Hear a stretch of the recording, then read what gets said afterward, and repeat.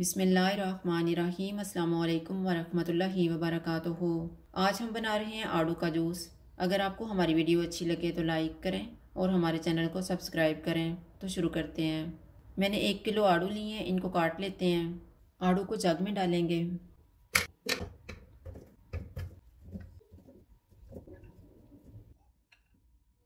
डेढ़ कप पानी डालेंगे। आधा कप चीनी डालेंगे। 1/4 टीस्पून काला नमक। आइस क्यूब्स डालेंगे और इनको ब्लेंड कर लेंगे।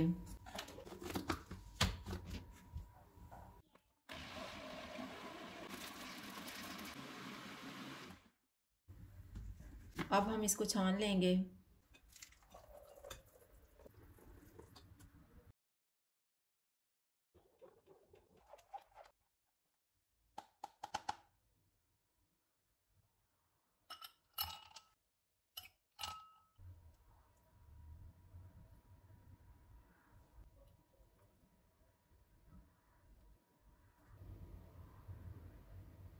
आड़ू का जूस तैयार है। अगर आपको हमारी वीडियो अच्छी लगे तो लाइक करें और हमारे चैनल को सब्सक्राइब करें। शुक्रिया। अल्लाह हाफ़िज़।